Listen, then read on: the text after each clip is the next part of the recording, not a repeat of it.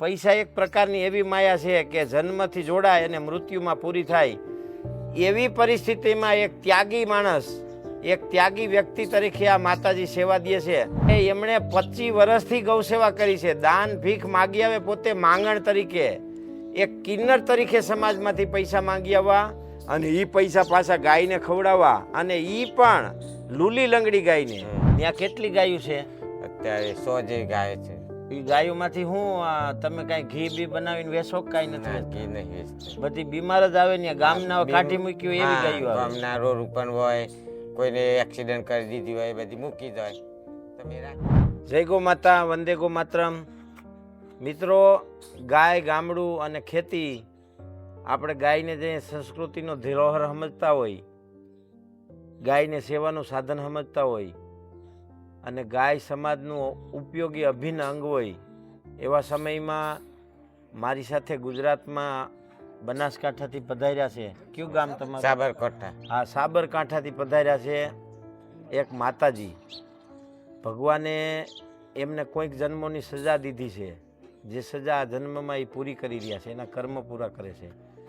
પણ મિત્રો, મેં એવા ઘણાય સાધુ જોયા છે, એવા ઘણાય જોયા છે કે જે પૈસા માગીને પૈસે ઘરેણા કરે, મોજ કરે, દારૂ પીવે, એવા ભગત મેં જોયા છે. આપણી ભાષામાં, દેવતાઓની ભાષામાં એને કિન્નર કહેવાય, પૃથ્વી ઉપરની માનવ ભાષામાં એને ભગત કહેવાય. બાકી તો હુલામણા નામ માણસો એની પટકી પાડતા, ઉડાડતા, હુલામણા નામ અસંખ્ય નામોથી ઓળખાય એવા અમારા ભગત. શું નામ તમારું? ચેતના માસી. ચેતના માસી. તમે આમ તો મારે એના વિશે આજે એ વાત કરવી છે કે મિત્રો, સંસારને છોડે, સંસારને ત્યાગી અને માણસો સંન્યાસમાં જતા હોય અને સંસારમાંથી ભગવાનની કર્મની સજા લઈ અને આવા અર્ધ સંન્યાસી જીવન જીવતા હોય કે જે સંન્યાસમાંય નહીં અને સંસારમાંય નહીં. પણ મિત્રો, સંન્યાસીને ગણો કે સંસારીને ગણો કે જગતમાં કોઈ માણસને ગણો, પૈસા માટે બધાની લડાઈ છે. હે, આપણે જોઈ છીએ કે ઘણા બાવા બની જાય, બાવા બની ગયા પછી 3-3 કરોડની ગાડીઓ હોય અને એ મૂકો, ગાદીઓ હાટી બાંધતા હોય, મિલકતીઓ હાટું બાંધતા હોય, સરકારના ચોપડે સડતા હોય, સાપે સડતા હોય, કોર્ટમાં સડતા હોય.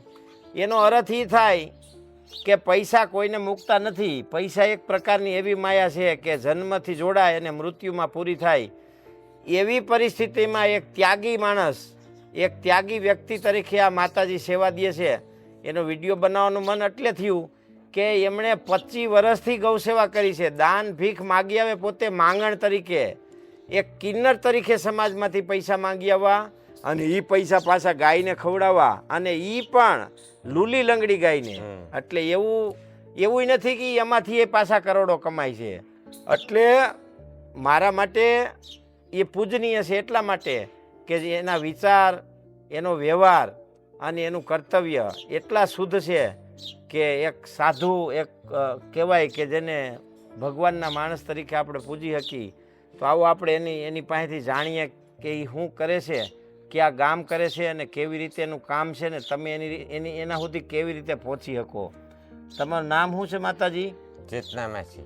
મૂળ ગામ કયું તમારું? હિંમતનગર. હિંમતનગર પ્રોપરમાં જ? આજુબાજુ ગામ છે ભવાનગીરી ગૌશાળા. ભવાનગીરી ગૌશાળા. ત્યાં કેટલી ગાયો છે? અત્યારે 100 જેવી ગાય છે. એ ગાયોમાંથી હું તમે કાંઈ ઘી બી બનાવીને વેચો? કાંઈ નથી, ઘી નહીં વેચતા. બધી બીમાર જ આવે ને. ગામના કાઢી મૂકી હોય એવી ગાયો આવે. ગામના રોડ ઉપર હોય, કોઈને એક્સિડન્ટ કરી દીધી હોય, બધી મૂકી જાય. તમે પૂરું કેમ કરો? ગાયોનું આવે મને પૂરું કરીએ અને માગો પૈસા? પૈસા માગીએ. હા, તમારા જ્યાં જજમાન હોય એ આપો, એ ગાયોને ચારો લાઈન નાખીએ તો કરીએ અને એનેથી જ પૂરું કરવાનું કરીએ. હો ગાયું પણ માણા ઘરમાં એક નથી રાખી શકતા ભગત. હે, રાખીએ કેવું કરે, કિસ્મત છે રાખવી પડે. ગૌ સેવા કરીએ એટલે. તો તમને કોઈ દાન દેવા માગે કે તમને મળવા માગે તો તમારો ફોન નંબર શું છે? હા, 812 816 0043. આ માતાજીના નંબર છે. મિત્રો, તમે આવા ઉત્તમ કાર્યમાં જો સહયોગી બનવા માગતા હોય તો માતાજીને ફોન કરજો અને માતાજીના એકાઉન્ટમાં, ગૌશાળાના એકાઉન્ટમાં પૈસા નખાવજો જેની જેવી શક્તિ, જેનું જેવું યોગદાન, 10 રૂપિયાથી લઈ અને તમે 10 કરોડ સુધીનું દાન આપી શકો માતાજીને. અને આવા ઉત્તમ સંન્યાસી જેને કહેવાય, જેને ઈશ્વરે જ સંન્યાસી બનાવીને મોકલા છે, અને પૃથ્વી ઉપર આવી અને ત્યાગથી જીવન જીવવું, એ તો આ પૃથ્વી ઉપરનો કોઈ વિરલો જ જીવી શકે, તો એમાં માતાજીની ગણતરી થાય. એટલે હાવ સામાન્ય વાત નથી. એટલે મારી આપ સૌને 2 હાથ જોડીને વિનંતી છે કે જે તમે ગૌસેવા કરવા ઈચ્છતા હોય, તમારી યોગ્યતા હોય તો જ આપજો. કોઈ જાતનું દબાણ નથી કે અમારે જોઈશી જેવું. અને હું કોઈ દી આવા વિડીયો બનાવતોય નથી દાન માટેના. પણ આ તો ત્યાગી માણસ છે, જેને સંસારમાંય નથી, ઈશ્વરે નથી આપ્યું, અને પોતે મનથી જ ત્યાગી દીધું કે નથી જોતું કાંઈ. એવા સાધુ જેવા ભગતને આપણે વંદન કરીએ અને શકીએ એટલો સહયોગ કરીએ. જય ગૌ માતા, વંદે ગૌ માતા.